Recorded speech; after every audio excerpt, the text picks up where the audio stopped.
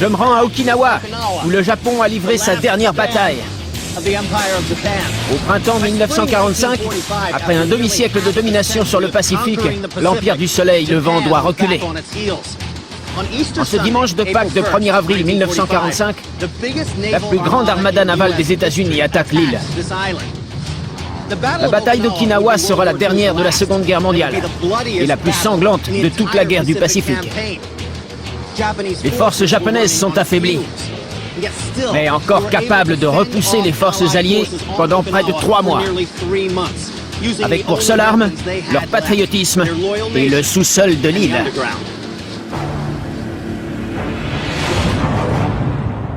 L'île d'Okinawa est située à près de 560 km au sud du Japon, dans l'archipel des Ryukyu.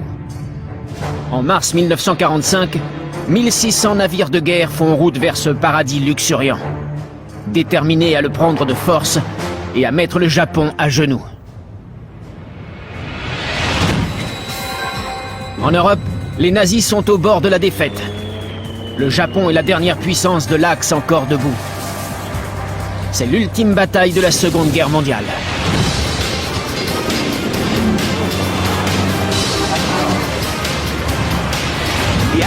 Les Alliés planifient l'invasion d'Okinawa depuis près d'1 an. Mais les Japonais s'y sont préparés. Des dizaines de milliers de soldats, de civils et de travailleurs coréens ont creusé un vaste réseau de tunnels sous la surface de l'île. Ils veulent obliger les Alliés à se battre pour conquérir chaque centimètre de terrain. L'une des batailles les plus sanglantes a lieu sur un versant escarpé du nom de Oxo Ridge. Bonjour, ça va? Hello, toujours dans la jungle? Comme vous voyez. Mon guide est Chris Majewski, un ancien caporal des Marines, qui recense les lieux de bataille de l'île depuis 13 ans. C'est cette crête-là? Oui, c'est Oxo Ridge. Plus de 180 000 soldats américains prennent d'assaut les plages d'Okinawa. Beaucoup affrontent les Japonais à Oxo Ridge. C'est le nom donné par les Américains à l'effroyable carnage qui a eu lieu ici. L'un des vétérans m'a décrit les affrontements comme ceci. Imaginez que vous marchez sur une ruche et multipliez ça par 1000. C'était infernal. Ça tirait de partout. Les soldats étaient si bien camouflés qu'on ne les voyait pas. Par ici. C'est l'entrée? Oui, il faut couper la caméra. On ne peut pas filmer l'endroit exact de la grotte. Pourquoi? On ne veut pas que des petits malins viennent s'amuser dans les tunnels et se blessent. Après la guerre, la plupart des tunnels sont scellés et oubliés. Peu de gens peuvent y accéder, car ils sont considérés comme dangereux et fermés au public.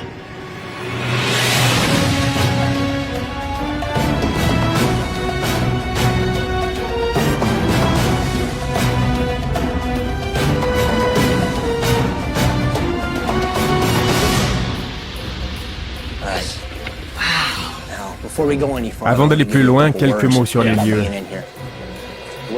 Il faut faire attention à votre tête et où vous marchez. La roche peut vous scalper comme un rien. Et sur les murs, cet animal appelé Ogaji par les Japonais est un mille-pattes très agressif. Il vous sautera dessus s'il se sent agressé. Laissez-le tranquille et ça ira. L'autre danger dans ces grottes, c'est l'artillerie. Les Japonais n'ont pas piégé les lieux, mais ils y ont stocké des grenades, des munitions anti-chars et parfois même des obus. Il faut faire attention où on met les pieds. 1000 pattes et grenades, je serai vigilant. Les Japonais savaient ce qui se préparait. La puissance de tir dont disposait l'armée américaine pour conquérir l'île était phénoménale. 10 des 1500 navires de guerre qui croisaient au large pouvaient envoyer à eux seuls 120 tonnes d'explosifs sur l'île par minute. Il n'y avait aucun moyen de lutter contre cette puissance de tir sur la terre ferme. Ils ont dû imaginer une façon d'attirer l'ennemi à eux. Une façon de les forcer à venir se battre au corps à corps. Pour préparer cette invasion qu'ils savent inévitable, les Japonais font appel aux civils et aux travailleurs forcés pour creuser une ingénieuse forteresse souterraine. En 4 mois, 37 grottes reliées par un réseau de tunnels sont creusées dans cette crête de 3800 mètres de long. Chaque tunnel comporte plusieurs entrées et sorties, autorisant les soldats japonais à attaquer par surprise les troupes américaines, avant de se replier dans le labyrinthe souterrain. La plupart de ces tunnels ont été condamnés par les Américains après la bataille de Oxo Ridge. Que ressent-on quand les obus tirés des navires de guerre frappent la terre au-dessus de soi? Ces grottes sont en roche corallienne, qui a pour particularité de bien absorber les chocs. Quand un obus explose, la roche dissipe l'onde de choc le long de la crête. Les Japonais savent que cette roche les protège des barrages d'artillerie tirés par les navires. Mais ils doivent se défendre également contre les assauts terrestres. Ils conçoivent donc des tunnels dont les coudes atténuent l'impact des lance-flammes et des grenades qui y sont jetées. Les nombreuses issues permettent aussi aux troupes japonaises de ne pas s'y trouver piégées.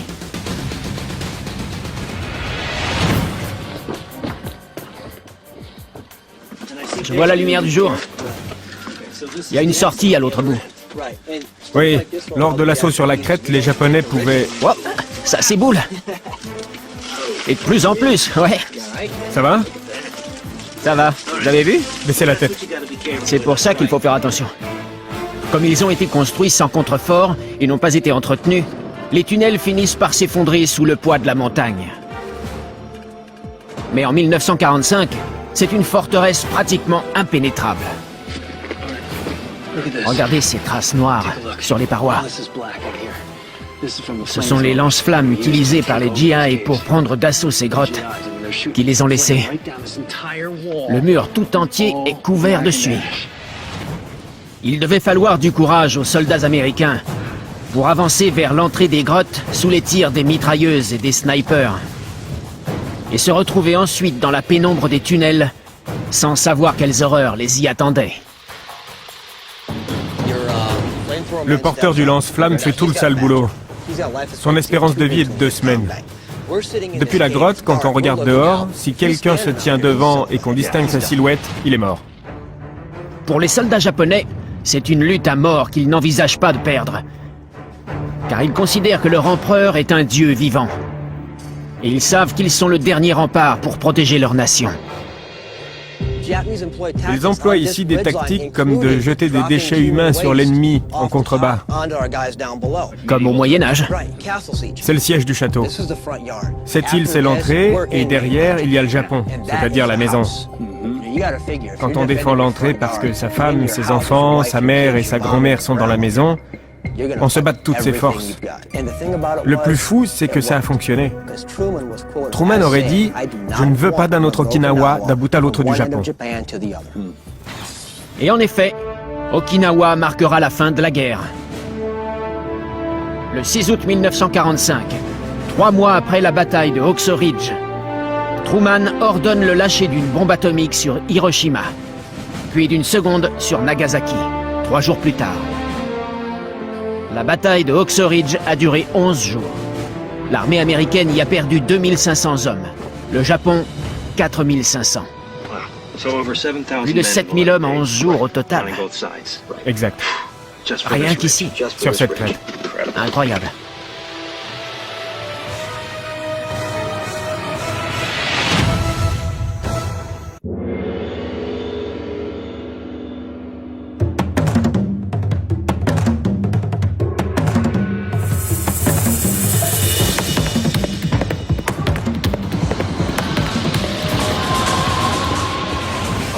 Le sous-sol d'Okinawa est truffé de tunnels creusés à la main. Mais ils sont destinés aux militaires. Le demi-million de civils qui vit ici n'a nulle part où se réfugier. Les villages sont des champs de bataille. Les fermes sont brûlées, les écoles rasées. Ils décident alors de s'abriter dans l'endroit le plus sûr de l'île, le système naturel de protection d'Okinawa, soit plus d'1 millier de grottes.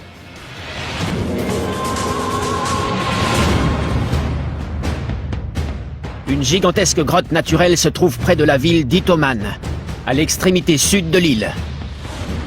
De mars à mai 1945, alors que les forces alliées acculent l'armée japonaise toujours plus au sud, Les villageois fuient leur maison pour se réfugier dans une caverne souterraine bien dissimulée, du nom de Todoroki. C'est le seul moyen qu'ils ont d'échapper à la cruelle bataille qui fait rage au-dessus d'eux. Mais ces refuges deviendront un enfer. Ces grottes seront leur tombeau.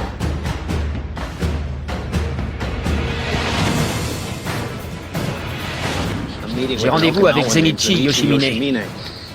Il avait 13 ans lorsque les Américains ont débarqué ici. Avec sa famille, il a passé l'année 1945 à fuir, jusqu'à ce qu'il se rende, quelques jours après la fin de la bataille. Il va me raconter son horrible séjour dans la caverne Todoroki. Konnichiwa. Konnichiwa. Yoshimine-san. Enchanté. C'est un plaisir. J'adore votre voiture. Merci, elle a 39 ans. Elle est très vintage. Dites-moi, à quoi ressemblaient les lieux en 1945 ? Il n'y avait plus aucun arbre. Ça ressemblait à un volcan. Tout avait été soufflé. Tout était brûlé. Il n'y avait plus de verdure. L'entrée de la caverne est ici ? Oui. L'appareil de propagande de l'Empire avait inculqué aux habitants d'Okinawa que les Américains étaient des bêtes sauvages. Ils préféraient donc s'aventurer dans ces grottes humides que d'affronter l'armée américaine. Tout le monde connaît l'histoire militaire de la bataille d'Okinawa. Mais on ignore souvent que les civils étaient piégés entre les tirs croisés des armées et que leur seul refuge était ces souterrains. Si j'étais un habitant de ville, cherchant un abri en entrant ici, je verrais la lumière du jour pour la dernière fois de ma vie.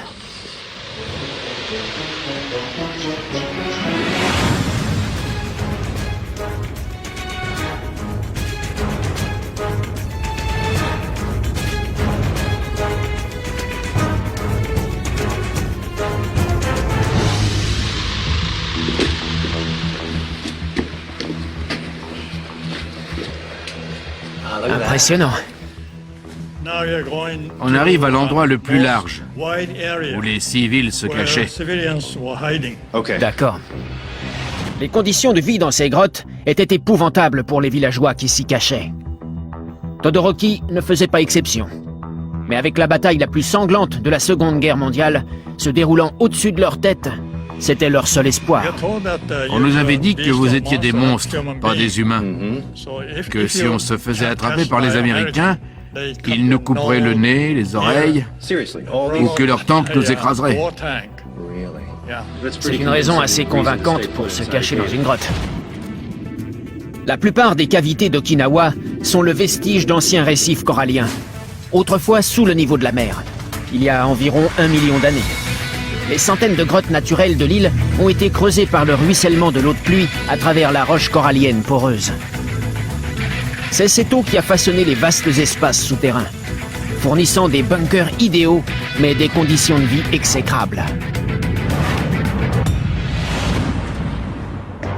Lorsqu'ils aperçoivent l'incroyable armada des Alliés approcher des côtes d'Okinawa, Zenichi Yoshimine, alors âgé de 13 ans, sa mère et sa grand-mère savent qu'ils doivent s'enfuir. Ils se réfugient dans la forêt et finissent par trouver une grotte où des centaines d'autres civils terrorisés sont déjà entassés dans le noir. Dans leur fuite, peu sont ceux qui ont emporté de la nourriture. Très rapidement, la faim se fait sentir. Mais quitter la grotte est synonyme de mort. Il y a une rivière souterraine qui coule ici. À la saison des pluies, le niveau de l'eau monte jusqu'ici. Vraiment ? Beaucoup de gens sont morts noyés. Les civils qui s'étaient réfugiés ici ont été victimes de crues soudaines. Il y avait des corps partout. Et cette odeur, vous ne pouvez pas... Imaginez, Oui, vous voyez l'eau? Les corps flottaient là. cette rivière souterraine est leur seule source d'eau. Mais avec tous ces cadavres et le manque d'hygiène, elle est bientôt contaminée par la dysenterie, qui cause de nouvelles morts. Et d'autres dangers les guettent dans l'obscurité. Regardez ça, comme si tout ça ne suffisait pas. Il y a aussi ces horribles bestioles. Ce sont des mille-pattes venimeux. Il y en a partout. Ces trucs-là peuvent vous tuer. Début juin, les conditions de vie dans la grotte se détériorent. Alors que l'armée japonaise est acculée au sud de l'île, un groupe de 10 officiers japonais investit les grottes, obligeant 1 millier de civils à s'y enfoncer plus profondément. À partir de cet instant, nul ne peut plus en sortir, pas même pour chercher de la nourriture. Les officiers usent de tous les moyens pour réduire au silence les villageois, dont le bruit pourrait les trahir, y compris les enfants en bas âge. Les enfants font naturellement du bruit, mais on leur interdisait, c'est ça? Les gens, surtout les soldats, leur disaient de se taire. Mais les bébés ne peuvent pas comprendre. Donc les soldats japonais tuaient ces enfants? Oui, Ceux qui pleuraient trop fort? oui. En juin, un bombardement aérien d'envergure et le passage des blindés au-dessus de la grotte déclenchent une avalanche de stalactites. Les pointes blessent mortellement les hommes, les femmes et les enfants cachés là. Les gens sont pris au piège sous la roche. Cette grotte devient un véritable tombeau. Ils ont dû crier, ça devait être terrifiant à voir. Oui. Beaucoup d'hommes tuaient leurs femmes et leurs enfants en leur tranchant la gorge. Vraiment? Ensuite, ils se faisaient exploser avec des grenades à main. Qui étaient fournis par les militaires. Oui. À la mi-juin, les forces alliées progressent rapidement sur l'île et les officiers quittent précipitamment la grotte. Aussitôt après, les civils sont découverts par les troupes américaines, guidés par Monsieur Miyagi, originaire d'Okinawa, et sa femme, originaire d'Hawaï. Quand vous avez quitté la grotte et que vous avez vu les Américains pour la première fois, quelle a été votre impression? Je croyais qu'ils nous tueraient aussitôt. Mais ils ne l'ont pas fait. Ils nous ont donné à boire. On pensait que l'eau était empoisonnée. Alors les Américains buvaient devant nous et nous tendaient le gobelet ensuite.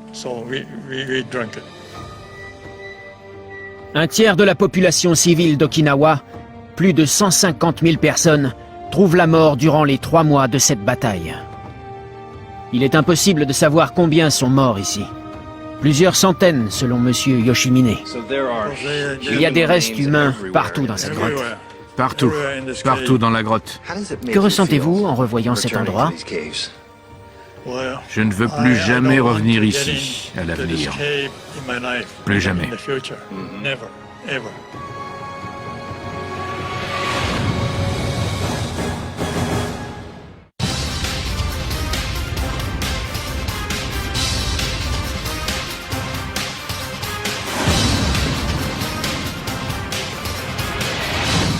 Alors que les fantassins se battent au corps à corps sur les champs de bataille d'Okinawa et dans les tunnels improvisés au cœur de la montagne, la marine japonaise organise une guerre sans navire depuis son PC souterrain. Durant les dernières semaines de la bataille, des dizaines de milliers de soldats japonais sont morts. L'île leur échappe peu à peu et la défaite semble inévitable. Mais pour la fière marine japonaise, la reddition est inacceptable.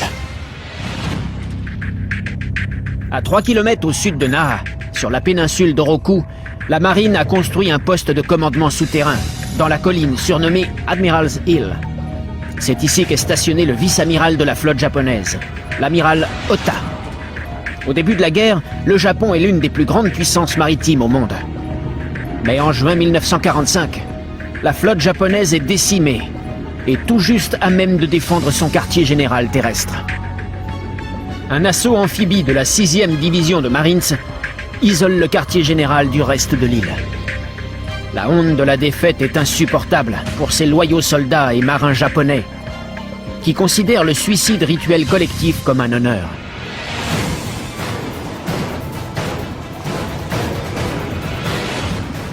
Sous cette colline se trouvent les tunnels du QG de la marine japonaise. Je vais rencontrer l'unique survivant qui était ici dans les derniers jours avant la capitulation, Monsieur Agarier. L'ancien marine Prince Majewski traduit ses propos. Bonjour. Ça va? Je vous présente Monsieur Agarier. Agarier-san. Enchanté de vous rencontrer, c'est un honneur. C'est l'entrée du quartier général? On peut entrer?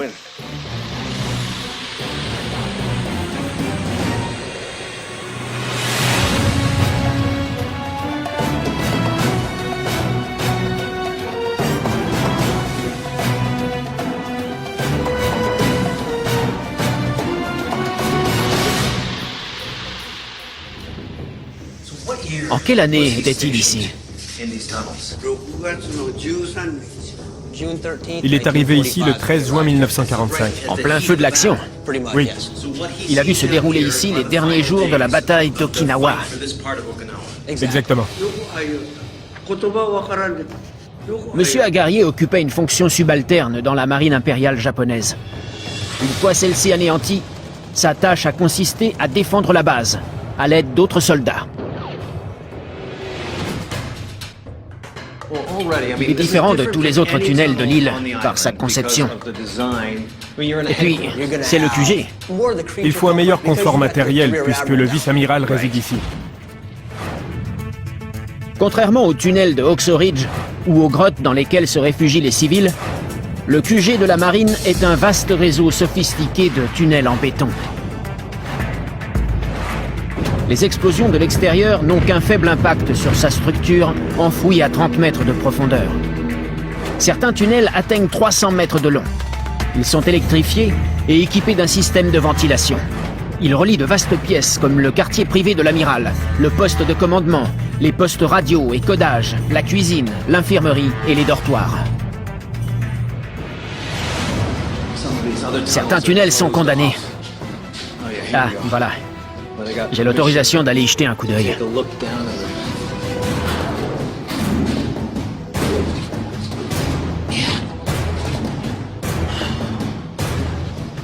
Regardez ça. Ce qu'il y a sous mes pieds a été laissé par le ruissellement de l'eau. 60 ans de boue. Regardez, coincé dans la terre. J'y vais doucement. Ce sont de vieilles balles. On comprend qu'ici on marche sur des munitions, des grenades et Dieu sait quoi encore. Ces tunnels sont inexplorés. Il faut être très vigilant. On peut littéralement se faire exploser. Aujourd'hui, le QG de la marine impériale s'effondre par endroits sur les explosifs qu'il contient. Après, ça passe tout seul. Mais il y a 60 ans, c'était encore une forteresse souterraine et certainement l'endroit le plus sûr de l'île. Alors que les opérations navales sont dirigées depuis les navires de guerre autour d'Okinawa et le Pentagone à Washington, les Japonais mettent au point leur stratégie de défense depuis cette petite pièce souterraine. À quelle profondeur sommes-nous? À 27 mètres environ du sommet de la colline et à 20-25 mètres de son flanc. Elle a subi d'intenses bombardements, mais sans dommages apparents. Pourtant, je vois des impacts sur ces murs. Qu'est-ce que c'est?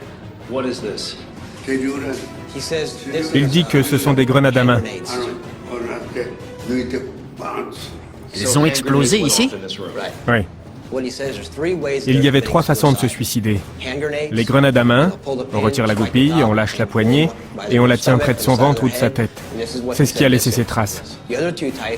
Il y a aussi le kusuri, ou médicament, qui est un poison. Enfin, on peut se tirer une balle dans la tête, parce que la honte de la défaite est insupportable. Depuis toujours, les combattants japonais ont vécu selon un code d'honneur strict, dictant leur combat et leur mort. Ce code leur imposait de se battre à mort. Et si la défaite était inévitable, de procéder au suicide rituel, surnommé seppuku ou harakiri. À l'origine, il était réservé aux samouraïs. Mais durant la bataille d'Okinawa, les amiraux de la fière marine japonaise ont suivi ce code ancestral à la lettre. Voici le quartier des officiers. C'est ici qu'on a trouvé le corps du vice-amiral Ota. C'est là que séjournaient les gros pontes. Oui. Le vice-amiral Minoru Ota était le commandant de la base navale. Voici une devise militaire qui lui est attribuée, puisque c'est sa chambre privée. Qu'est-ce que ça dit? Grosso modo, nous détruirons les Américains maléfiques. Oh, vraiment?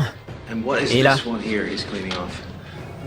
On pense que le vice-amiral Ota l'aurait écrit avant de mourir. Sérieusement? C'est la tradition d'écrire un poème de mort juste avant de se suicider. On pense que c'est ce qu'il a fait. Et que dit ce poème? Il dit à peu près « Mourir pour l'empereur est le plus grand honneur ». Mais tous les soldats et les civils ne partageaient pas cet avis. En réalité, 300 000 habitants d'Okinawa et 7 000 soldats ont survécu à cette guerre, y compris M. Aguerrier.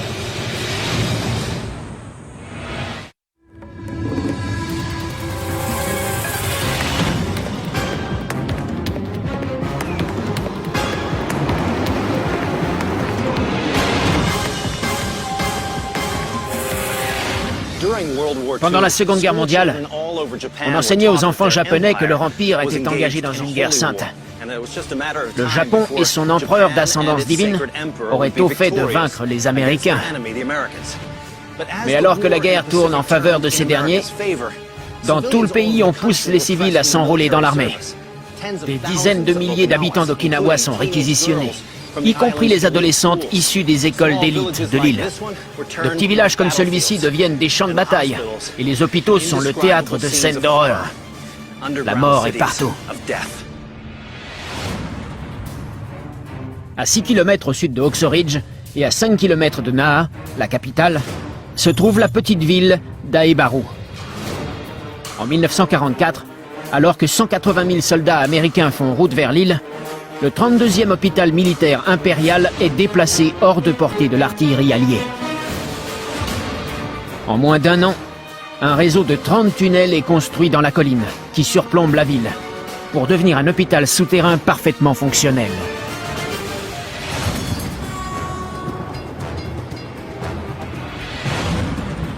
Je suis à 2 ou 3 kilomètres de la ville d'Aebaru. On aperçoit de ce côté.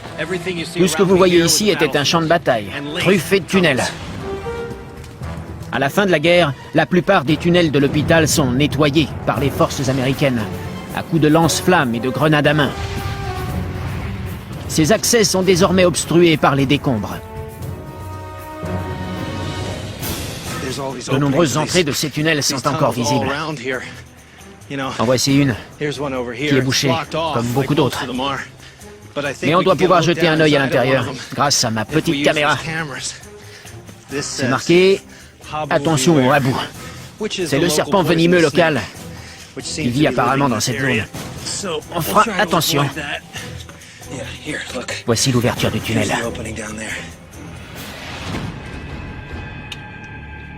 Aidés d'une caméra télescopique, nous pouvons apercevoir l'intérieur d'une galerie effondrée de l'ancien hôpital militaire. Ici, il devait y avoir des lits superposés. Les aides-soignantes de la ville d'à côté, courant dans tous les sens, prenant soin des blessés et des mourants. Si on pouvait descendre et creuser sous les décombres, qui sait ce qu'on trouverait? Quelle histoire ce tunnel pourrait nous raconter? Nul ne sait exactement ce qui s'est passé ici. Mais nous avons retrouvé l'une des rares survivantes ayant travaillé dans cet hôpital durant la guerre. Âgée de 80 ans, Issa Tsuako a accepté de nous raconter son histoire. Elle est accompagnée de son traducteur, Tomio Ota. En 1944, à l'âge de 16 ans, Issa étudie au collège d'élite pour devenir enseignante, lorsque l'armée l'enrôle avec des centaines d'autres jeunes filles pour servir d'aide-soignante. Quand elle a été recrutée, l'hôpital était-il souterrain? Non, pas encore. Donc elle ignorait ce qui l'attendait. Non, elle n'en savait rien du tout. En mars 1945, les obus de la flotte américaine pleuvent sur Okinawa. Les employés de l'hôpital, ainsi que 222 adolescentes comme Issa, doivent transporter les blessés dans les tunnels. Pouvez-vous nous montrer où vous travaillez? Je vous suis.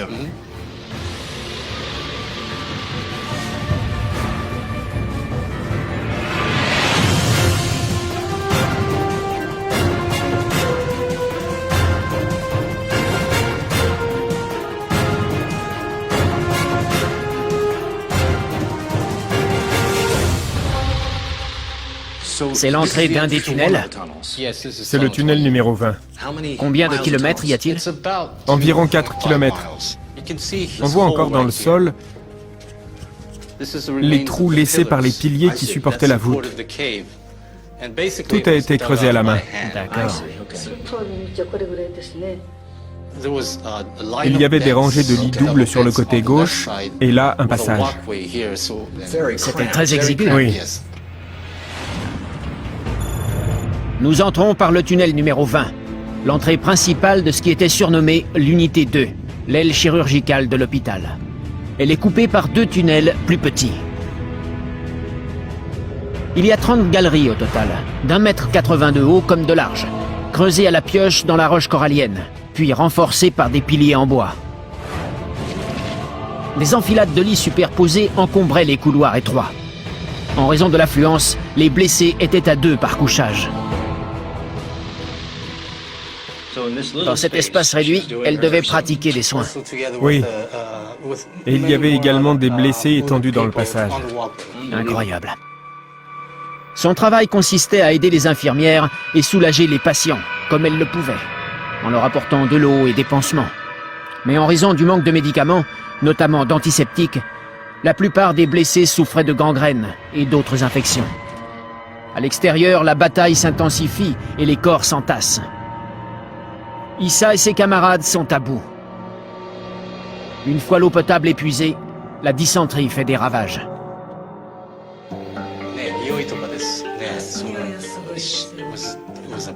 Elle se souvient d'une odeur très forte. Celle du sang, du pu, et tout ça.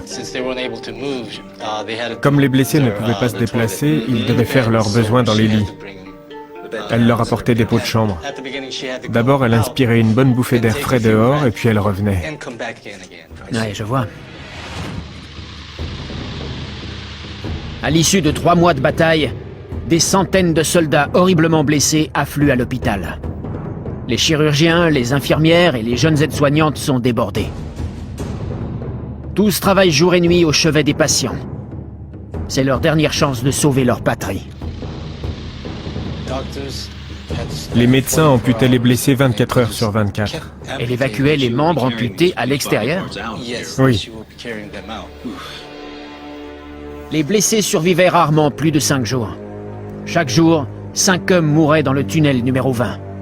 Issa et les autres aides-soignantes devaient évacuer les cadavres. Les obus creusaient des trous un peu partout, où les aides-soignantes pouvaient jeter les corps. Dans les cratères.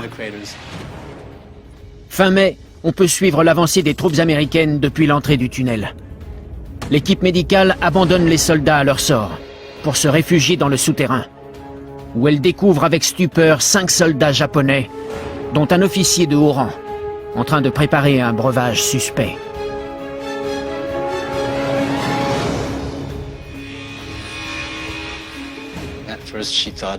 Elle a d'abord cru que c'était de la nourriture pour les patients, et elle a voulu les aider. Mais ils ont refusé qu'elle voie ce qu'ils faisaient. En fait, ils préparaient du cyanure. Pour les tuer? Oui. Malgré les tentatives de Issa et de l'équipe médicale pour les sauver, les soldats survivants sont tués par les officiers, afin qu'ils ne livrent aucune information à l'ennemi. Issa et ses amis s'enfuient du tunnel, hantés à jamais par les cris des mourants. 100 hommes sont morts rien que dans ce tunnel, et il y en avait 30 comme celui-ci. Un mois plus tard, Issa est capturée par les troupes américaines et conduite sur la plage où elle retrouve d'autres jeunes aides-soignantes.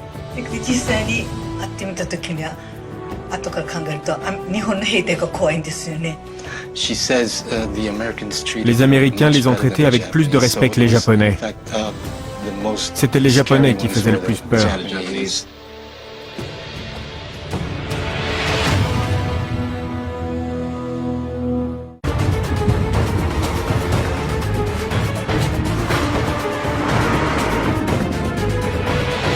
Si les batailles dans les grottes et les souterrains de l'île ont été sanglantes, celles se déroulant en mer ont tué près de 5000 marins et officiers de marine, soit près de la moitié des Américains qui sont morts ici. La marine américaine a perdu plus de navires à Okinawa que dans aucune autre bataille. L'ancienne puissance maritime japonaise est à l'agonie, mais elle possède encore une arme redoutable, les pilotes kamikazes. À 2 heures au nord de la capitale d'Okinawa, se trouve le port de Tobuchi. Les eaux qui baignent sa côte ont vu l'une des batailles les plus féroces de la Seconde Guerre mondiale. Un ancien marine, le sergent Kurt Reese, et l'armurier Chuck DeCesari m'emmènent à 17 km de la côte, où le destroyer USS Emmons a été coulé par une mission suicide le 6 avril 1945. L'épave repose par 45 mètres de fond. Kurt a prévu un équipement de plongée adapté à cette profondeur. Franchement, je suis un peu nerveux. J'ai déjà plongé avec de l'air enrichi, mais uniquement pour le plaisir, et jamais à cette profondeur. Le risque avec ce mélange à fort taux d'oxygène quand on descend à cette profondeur, c'est l'intoxication. On peut s'empoisonner avec l'air qu'on respire. Bien que plonger à 45 mètres soit assez dangereux, c'est le seul moyen d'explorer l'épave du navire américain. D'une longueur de 106 mètres, l'USS Emmons est lancé en 1941 et sillonne les océans durant toute la Seconde Guerre mondiale. Il est escorteur, patrouilleur anti-sous-marin ou navire de tir d'appui lors de 4 opérations navales d'envergure, depuis les côtes d'Afrique du Nord aux plages du débarquement. En mars 1945, il fait route vers le Pacifique pour rejoindre une impressionnante armada de 1600 navires près d'Okinawa. Son équipage ne sait pas encore que l'arme mortelle des Japonais se dirige droit sur lui. C'est la dernière bataille d'Okinawa. Les kamikazes sont la dernière parade contre ces navires. Oui. Leur objectif était de mourir pour défendre l'île. Aucun d'eux n'avait l'intention de survivre. Au départ, ils envoyaient des pilotes expérimentés, mais pour ce genre de travail, un aller simple suffit. Comment les avions percutent-ils l'USS Emmons? 5 avions s'écrasent dessus en 2 minutes. C'est très rapide. 5 avions en 2 minutes? Exactement. Waouh! Les 1600 tonnes d'acier de l'USS Emmons gisaient oubliées au fond de l'océan depuis près de 60 ans. Jusqu'à ce qu'un typhon frappe l'île. Sa force aurait renversé le bateau, faisant remonter le pétrole à la surface de l'eau, et délivrant ainsi un inquiétant message depuis sa tombe sous-marine. Le ciel se couvre. Voici la bouée. Dessous, il y a l'USS Emmons. Là, on est en plein dans la zone de bataille navale. Oui, c'est ici que l'Emmons a été coulé.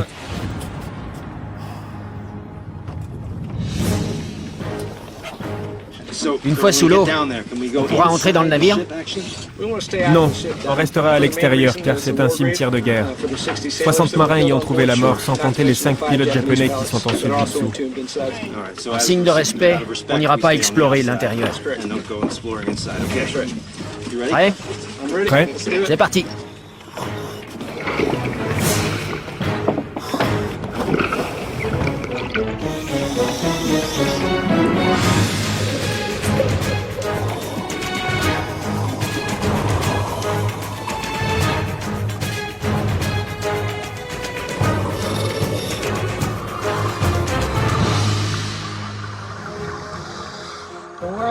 Nous sommes à 22 mètres de profondeur. On aperçoit le navire. En dessous de nous. C'est l'Emmons. C'est incroyable.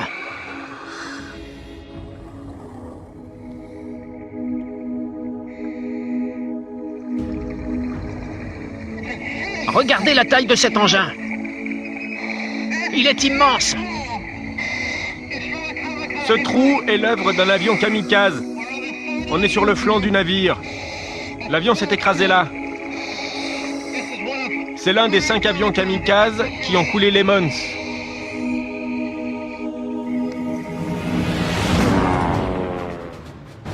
Les pilotes kamikazes étaient les plus terribles guerriers de la Seconde Guerre mondiale. En japonais, kamikaze signifie « vent divin ».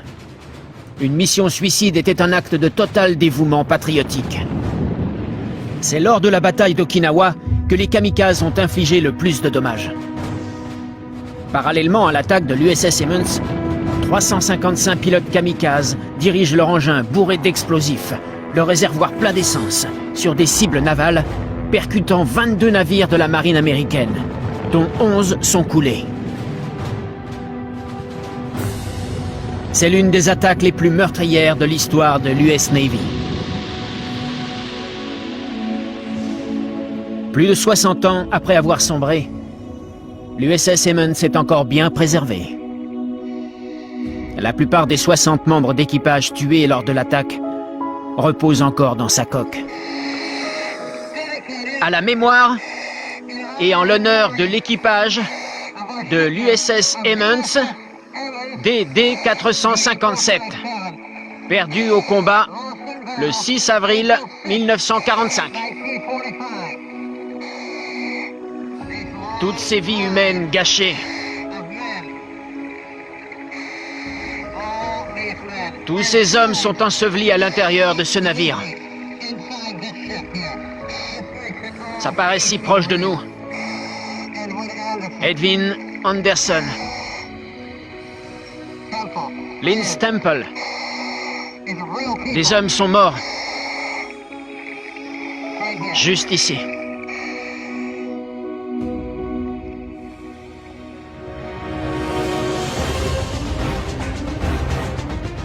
Plus de gens ont péri à la bataille d'Okinawa que durant les bombardements atomiques d'Hiroshima et de Nagasaki réunis. 12 000 Américains, 120 000 soldats japonais et 150 000 civils. Seuls subsistent aujourd'hui des tunnels éboulés, des forteresses ensevelies, des grottes effondrées et une poignée de survivants pour témoigner de l'enfer qui s'est déchaîné ici, sur la terre comme au-dessous.